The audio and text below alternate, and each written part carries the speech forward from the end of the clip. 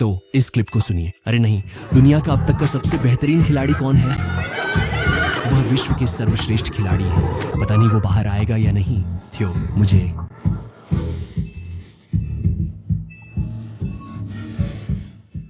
क्या आपने सुना कि सब लोग कैसे हंसे? हाँ, अब यह बेवकूफी भरा लगता है, लेकिन मुझे पूरा यकीन है कि अगर आप उस दिन वहां होते तो आप भी हंसते। बहुत लंबे समय तक यह तक कहना कि रोनाल्डो कभी सर्वकालिक महान खिलाड़ियों में शामिल हो सकते हैं पूरी तरह से अपवित्रता जैसा लगता था। जिस तरह का परिवर्तन उन्होंने किया वह खेल में पहले कभी नहीं देखा गया था।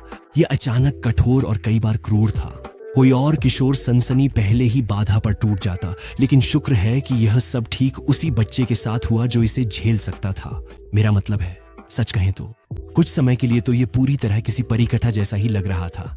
रोनाल्डो एक दोस्ताना मैच में उस मैनचेस्टर यूनाइटेड टीम के खिलाफ उतरे जो पूरे प्री सीजन में अजेय रही थी, और किसी तरह उन्होंने उनकी डिफेंस को इतना परेशान कर दिया कि अंतिम सीटी बजने से पहले ही रॉय कीन ने सर एलेक्स से कह दिया कि उसे साइन कर लो, इससे पहले कि वह स्टेडियम से बाहर जाए।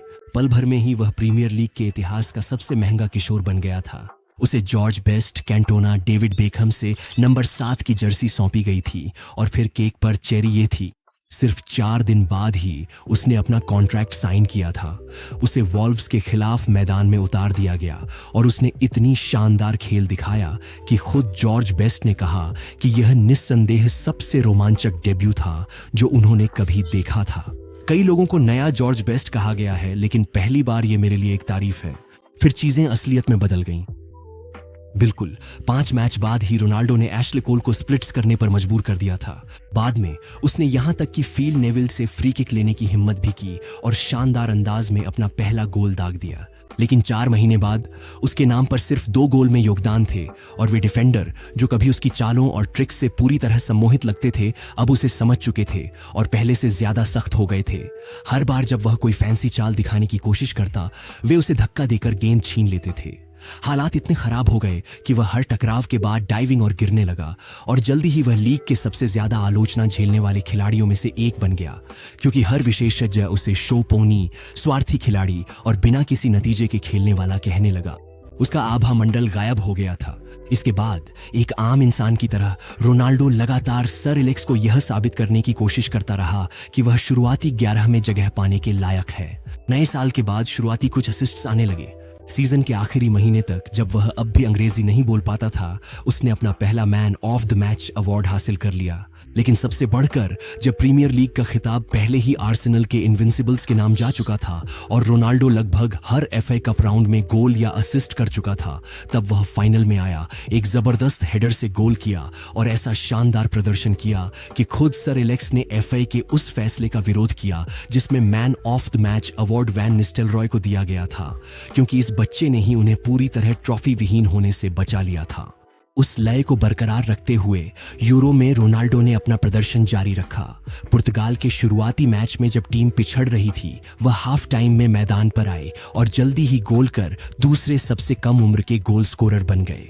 फिर अगले ही मैच में एक असिस्ट देकर उन्होंने खुद को शुरुआती 11 में जगह दिला दी और एक गोल किया और एक असिस्ट दी, जिससे नीदरलैंड्स को 2-1 से हराकर पुर्तगाल को उनके इतिहास के पहले फाइनल में पहुंचाया।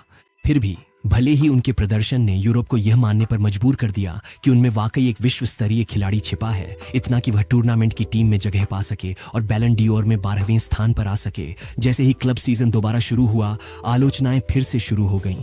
साल के 27 मैचों के बाद रोनाल्डो के नाम सिर्फ एक गोल था, और यहां तक कि गैरी नेविल, जिन्होंने कई बार उनका बचाव किया था, अब यह सवाल उठा रहे थे कि क्या ऐसे खिलाड़ी पर दांव लगाना सही है जो गोल नहीं कर पा रहा, जो कभी कभी पूरी तरह से खेल से गायब हो जाता है और टीम की रक्षा में भी मदद नहीं करता। लेकिन शुक्र है, एक बार फिर नया साल हमें नया रोनाल्डो दिखाने वाला था। फरवरी तक जब यूनाइटेड सीजन के सबसे कठिन मैचों में से एक में उतरा, जिसमें रॉय कीन और विएरा टनल में आमने सामने थे, आर्सेनल ने बढ़त बना ली थी और खुद हेनरी रोनाल्डो को डराने की कोशिश कर रहे थे, जबकि घरेलू दर्शक 19 वर्षीय रोनाल्डो को हूट कर रहे थे। तब किसी ने नहीं सोचा था कि उसके पास कोई मौका होगा। लेकिन फिर उनके फुल बैक ने उसे विज्ञापन बोर्ड्स में जोर से धक्का दे दिया और स्टैंड से चीजें फेंकी जाने लगीं। तब वह टूट गया। 2 मिनट बाद ही उसने एक गोल दागकर मैच बराबर कर दिया। उठकर स्टैंड्स की ओर दौड़ा, भीड़ को चुप रहने का इशारा किया और उसके 5 मिनट बाद ही उसने एक और गोल ठोक दिया। सब कुछ पलट कर रख दिया। अचानक यह सर एलेक्स थे जिन्होंने उसे सब्स्टिट्यूट कर दिया, इससे पहले कि हालात ज्यादा गर्म हो जाते। और हालांकि उस दिन हर कोई यह सवाल कर रहा था कि इतनी कम उम्र में कोई इतना साहसी कैसे हो सकता है, तब यह साफ हो गया कि रोनाल्डो और भी मजबूत, तेज और ज्यादा जुझारू हो गया है, क्योंकि उसके आंकड़े तेजी से बढ़े और उसने 18 मैचों में 13 गोल में योगदान दिया। लेकिन अगर वह पहला सीजन था जब उसने वर्ल्ड क्लास स्तर को छुआ, तो यह पहला सीजन भी था जब वह बिना किसी ट्रॉफी के रह गया, क्योंकि मैदान पर सबसे अच्छा खिलाड़ी होने के बावजूद और वहां तक पहुंचाने वाले 5 मैचों में 7 गोल में शामिल होने के बावजूद यूनाइटेड FA कप फाइनल हार गया, जिससे रोनाल्डो के जीवन का सबसे कठिन साल शुरू हो गया, क्योंकि उसके नाम पर रखी गई हर उम्मीद एक बार फिर चिंता में बदल गई। उस आखिरी मैच के थोड़ा ही समय बाद रोनाल्डो के पिता को गंभीर लिवर और किडनी डैमेज के कारण अस्पताल में भर्ती कराया गया। ऐसा कहा जाता है कि पुर्तगाली उपनिवेश युद्धों में सेवा के बाद से वे PTSD से जूझ रहे थे और दर्द को कम करने के लिए शराब की लत के शिकार हो गए थे। रोनाल्डो ने हर संभव कोशिश की, यहाँ तक कि उन्हें लंदन भी ले गए ताकि उन्हें पैसे से मिलने वाली सबसे अच्छी मेडिकल केयर मिल सके, लेकिन यह काम नहीं आया। सितंबर तक उनके पिता का निधन हो गया और इस घटना ने रोनाल्डो को पूरी तरह बदल दिया। गर्मियों का ज्यादातर समय कैमरों से दूर जिम में बिताने के बाद जब वह दोबारा ट्रेनिंग पर लौटे, तो फिजियो माइक फॉलन के शब्दों में उस साल वह बिल्कुल अलग इंसान बनकर लौटा। वह एक आदमी बनकर लौटा। उसका शरीर का आकार बदल गया था, उसके चेहरे के हाव भाव बदल गए थे। हम सब ने बस कहा, वाह, अब ये तैयार है। लेकिन सच तो यह था कि जहां इस बार उसका शरीर पहले से कहीं ज्यादा तैयार दिख रहा था, वहीं उसका मन पूरी तरह से टूट चुका था। 2 हफ्ते शोक मनाने के बाद वह फिर से कैंप में लौट आया और तुरंत ही यह साफ हो गया कि उसके अंदर अब एक ऐसी गुस्सा था जो पहले कभी नहीं था। वह हर चुनौती में यह साबित करने के लिए बेताब था कि वही सबसे अच्छा है, लेकिन हर बार वह हद से ज्यादा कोशिश करता, गेंद खो देता और यूनाइटेड को मैच दर मैच नुकसान पहुंचाता। असल में उसकी वापसी के बाद पहले 10 मैचों में से वे सिर्फ 3 ही जीत पाए और खुद रोनाल्डो एक भी गोल करने के लिए जूझता रहा। वह साफ तौर पर भावनात्मक रूप से अस्थिर था और जल्दी ही हालात हाथ से निकलने लगे। उसी महीने गिग्स ने सबके सामने इशारा किया, सर एलेक्स से कहा कि उसे मैदान से बाहर ले जाएं। कुछ हफ्ते बाद वह कुछ गंभीर और चिंताजनक आरोपों के चलते पुलिस की निगरानी में था। दिसंबर तक उसे फर्ग्यूसन से डांट पड़ रही थी, जिन्होंने सचमुच उसके चेहरे पर चिल्लाते हुए कहा, तुम खुद को समझते क्या हो? ऐसा तब हुआ जब रोनाल्डो ने बेनफिका के खिलाफ एक अवे मैच में बार बार बॉल अपने पास रखी, पुर्तगाली दर्शकों को प्रभावित करने की कोशिश की, लेकिन बुरी तरह असफल रहा। सब्स्टिट्यूट कर दिया गया और भीड़ को मिडिल फिंगर दिखाने के कारण सस्पेंड भी हो गया। साल के बदलते ही मैनचेस्टर डर्बी के बीच में उसका आपा खो बैठना उसे मैदान से बाहर भेजे जाने का कारण बना। और 3 दिन बाद आखिरकार सब फूट पड़ा जब वैन निस्टलरॉय का सब्र जवाब दे गया। उन्होंने प्रैक्टिस मैच के बीच में ही रुककर रोनाल्डो पर चिल्लाया कि अब तो बॉल क्रॉस कर दे और दोनों के बीच जोरदार बहस हो गई। वैन निस्टलरॉय ने उसे कहा, अपने पापा के पास जाकर रो। जैसा कि आप सोच सकते हैं, जैसे ही रोनाल्डो ने ये शब्द सुने, वह उस पर टूट पड़ा, लड़ाई के लिए तैयार, और माहौल पूरी तरह बिगड़ गया। आखिरकार वैन निस्टलरॉय ने माफी मांगी, यह दावा करते हुए कि वह असल में दूसरे कोच कार्लोस क्विरोज की ओर इशारा कर रहे थे, न कि रोनाल्डो के पिता की ओर। लेकिन जब मीडिया को इस मामले की भनक लगी तो कहानी बन चुकी थी। रोनाल्डो पिछले 5 महीनों से औसतन हर 246 मिनट में एक गोल में योगदान दे रहे थे, जो बेहद खराब था। सबकी नजरों में वह अपना जादू खो चुके थे। यहां तक कि गैरी नेविल ने भी स्वीकार किया। यहां तक हो गया था कि मैंने सोचा, क्या उसमें कभी टॉप खिलाड़ी बनने की काबिलियत थी भी? और फिर भी ये उनका सबसे बुरा दौर नहीं था। फरवरी में थोड़ी सी अच्छी फॉर्म ने कुछ लोगों को यह यकीन दिला दिया कि वह खिलाड़ी जिसे वे पहले जानते थे वापस आ गया है। उन्होंने फुलहम के खिलाफ अपना पहला नकल बॉल गोल किया, फिर 1 हफ्ते बाद क्लब का सीजन का सर्वश्रेष्ठ गोल दागा और यहां तक कि लीग कप के फाइनल में गोल करके यूनाइटेड को उनका इकलौता ट्रॉफी भी जिताई। लेकिन फिर जैसे ही सीजन खत्म हुआ, सर एलेक्स को एक फैसला लेना पड़ा। तो उन्होंने आगे बढ़कर वैन निस्टेलरॉय को रियल मैड्रिड बेच दिया और टीम को सफलता दिलाने के लिए रोनाल्डो और रूनी पर दांव लगाया, जिसका पछतावा उन्हें लगभग तुरंत ही हुआ। आप इस कहानी को जानते हैं। वर्ल्ड कप में पुर्तगाल बनाम इंग्लैंड के मैच के 62वें मिनट में रूनी ने कार्वाल्हो के निजी अंगों पर पैर रख दिया। रोनाल्डो रेफरी की ओर दौड़ते हैं और उन्हें बाहर भेजने की मांग करते हैं। दोनों आपस में उलझ जाते हैं, एक दूसरे को धक्का मुक्की करते हैं और जैसे ही रूनी को मैदान से बाहर भेजा जाता है, रोनाल्डो को बेंच की ओर आंख मारते हुए देखा जाता है और एक बार फिर मीडिया ने जोरदार हमला किया, रोनाल्डो का नाम खराब किया। चाहे उन्होंने कितनी भी बार यह सफाई दी हो कि वह सिर्फ इसलिए आंख मार रहे थे ताकि बेंच को बता सकें कि उन्होंने पिच पर आगे बढ़ने का उनका आदेश सुन लिया है। ये सब बेकार था क्योंकि उससे ज्यादा अखबार कुछ नहीं बेचते थे जितना कि एक और हेडलाइन जिसमें उन्हें जनता का दुश्मन नंबर 1 बताया जाता था। वर्ल्ड कप के अंत तक, यहां तक कि खुद फीफा भी इस कहानी को सच मान बैठा था और उन्होंने रोनाल्डो को टूर्नामेंट के सर्वश्रेष्ठ युवा खिलाड़ी के पुरस्कार से वंचित कर दिया। वह पुरस्कार पोडोल्स्की को दे दिया, ये कहते हुए कि रोनाल्डो में ऐसे पुरस्कार के योग्य बनने के लिए जरूरी फेयर प्ले की कमी है। हालांकि जैसा कि आप सोच सकते हैं, उसके लिए किसी ट्रॉफी से दूर रहना इतना आसान नहीं था। मैनचेस्टर लौटने के बाद रोनाल्डो ने वाकई में संन्यास लेने पर विचार किया था। असल में उन्होंने सार्वजनिक रूप से कहा कि उन्हें लगता है कि उन्हें बाहर निकल जाना चाहिए, कि वह स्पेन में खेलना चाहते हैं। लेकिन सर एलेक्स ने उन्हें ऐसा करने नहीं दिया। उन्होंने रोनाल्डो से कहा कि जो कुछ भी उनके साथ हो रहा है वह उनके पूर्ववर्ती के साथ भी हो चुका है, कि 1998 वर्ल्ड कप में डेविड बेकहम के रेड कार्ड के बाद भी लोगों ने उन्हें खत्म करने की कोशिश की थी और अगर बेकहम उस सबसे उबर सकते हैं तो क्रिस्टियानो भी कर सकते हैं, क्योंकि उनके अपने शब्दों में, तुम सबसे बहादुर लोगों में से एक हो जिन्हें मैंने कभी जाना है। हार मानना तुम्हारी फितरत में नहीं है। असल में सर एलेक्स को इतना भरोसा था कि रोनाल्डो सफल होंगे कि उन्होंने उस साल 15 लीग गोल करने पर रोनाल्डो से 400 पाउंड की शर्त लगा ली, जबकि रोनाल्डो ने कभी डबल डिजिट में गोल नहीं किए थे और मिडफील्डर के लिए रिकॉर्ड अभी अभी फ्रैंक लैम्पार्ड ने 16 गोल करके बनाया था। तो अब शुरुआत करने का समय आ गया था। चाहे स्टेडियम में होटिंग गूंजती रही हो, पहले ही मैच में रोनाल्डो और रूनी ने मिलकर अफवाहों को शांत कर दिया और फुलहम को 5-1 से हरा डाला। फिर बेनफिका की घटना के लगभग 1 साल बाद रोनाल्डो लिस्बन लौटे और मैन ऑफ द मैच प्रदर्शन किया। उनकी टीम के इकलौते गोल में असिस्ट किया और 14 ड्रिबल पूरे किए, जो चैंपियंस लीग के इतिहास में दूसरा सबसे बड़ा आंकड़ा है। फिर अक्टूबर में वह राष्ट्रीय टीम से जुड़ गए और अपने करियर के सबसे शानदार गोलों में से एक किया, लेकिन एक बार फिर गलत तरीके से उसे नकार दिया गया और नवंबर तक ऐसी चीजें खत्म हो चुकी थीं। पोर्ट्समाउथ के खिलाफ एक रॉकेट जैसी फ्री किक और एवर्टन के खिलाफ एक हाफ वॉली ने उन्हें लीग का सर्वश्रेष्ठ खिलाड़ी बना दिया और जब लोगों ने सोचा कि वह इससे बेहतर नहीं हो सकता, तो दिसंबर में 6 मैचों में 7 गोल और 2 असिस्ट कर दिए और लगातार 2 बार player of the month award जीतने वाले केवल तीसरे खिलाड़ी बन गए। फरवरी के पहले मैच तक वह सीजन में पहले ही 23 गोल में योगदान कर चुके थे और सर एलेक्स फर्ग्यूसन की भारी नापसंदगी के बावजूद लीग में 15 गोल कर चुके थे। ये सिर्फ समय की बात थी कि वह लैम्पार्ड का रिकॉर्ड तोड़ देंगे, लेकिन उससे पहले प्रतियोगिता में 5 साल खेलने के बाद भी चैंपियंस लीग में गोल न कर पाने के कारण रोनाल्डो को यह अफवाह खत्म करनी थी कि वह बड़े मैचों में दबाव में आ जाते हैं।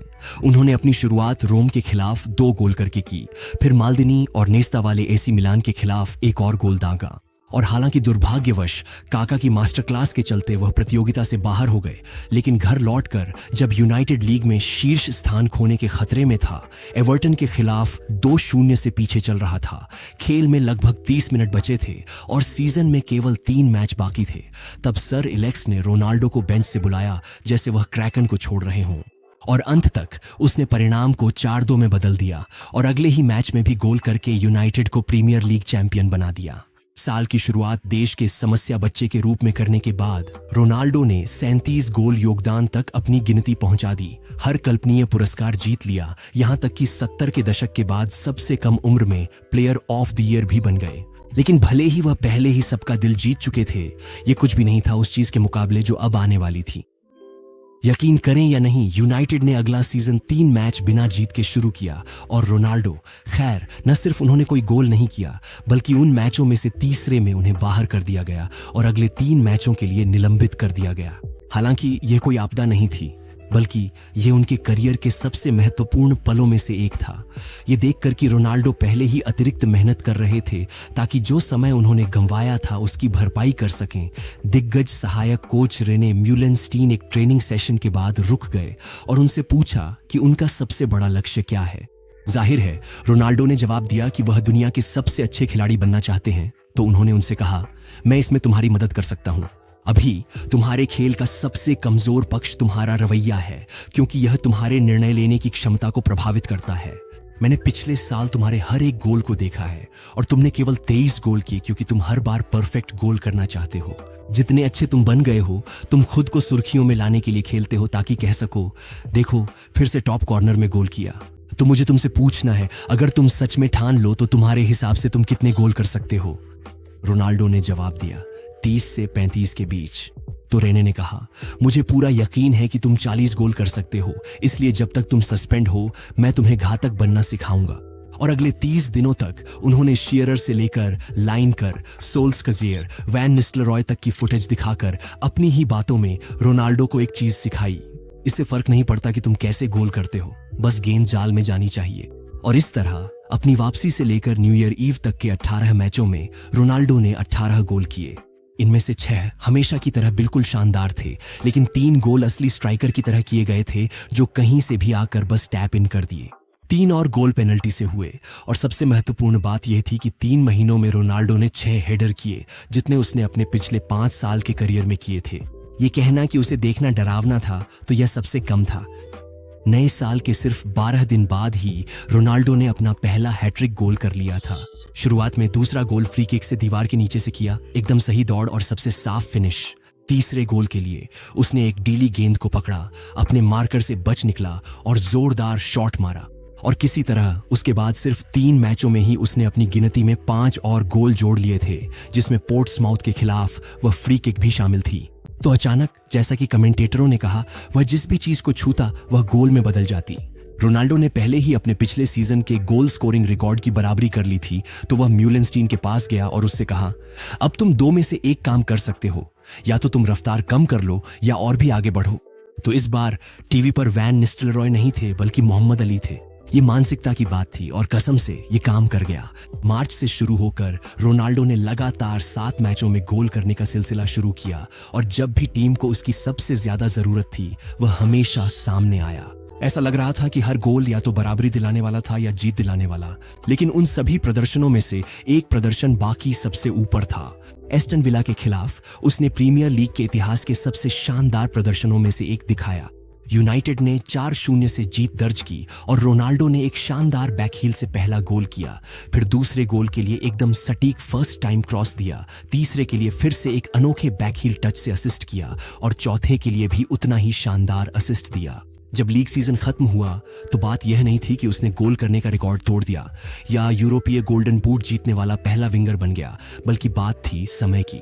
रोनाल्डो के 37 गोल और असिस्ट ने उसकी टीम को 24 अंक दिलाए, उस सीजन में जब वे केवल 2 अंकों के अंतर से चैंपियन घोषित हुए थे।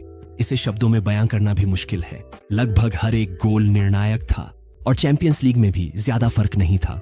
रोनाल्डो ने लगभग हर उस प्रतिद्वंद्वी के खिलाफ गोल किया जिनका उन्होंने सामना किया। यहां तक कि फाइनल में चेल्सी के खिलाफ भी वही थे जिन्होंने उनकी टीम के लिए एकमात्र गोल किया, और वह भी फिर से हेडर के जरिए।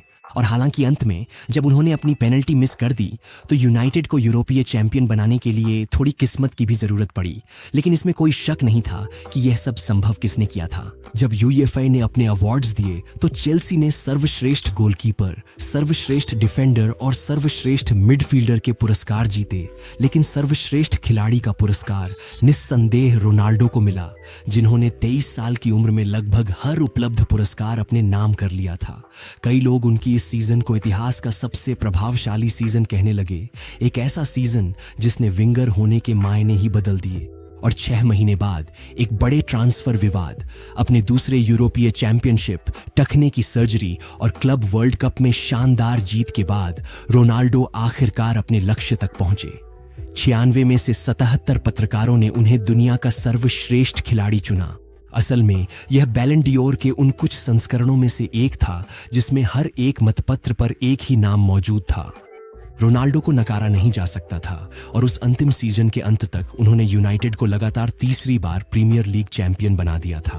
उन्होंने टीम का नेतृत्व करते हुए चैंपियंस लीग के इतिहास की सबसे लंबी अजेय दौड़ में उन्हें दूसरी बार फाइनल तक पहुंचाया, और इस दौरान 2 सबसे शानदार गोल भी किए। और भले ही वे हार गए थे, लेकिन कुछ ही हफ्तों बाद वह अपने करियर के अगले अध्याय में प्रवेश करते हुए अब तक के सबसे महंगे खिलाड़ी बन गए। और यह सब कुछ जो मैंने अभी कहा, उसके आगे तो वह भी पूरी तरह साधारण लगने लगा।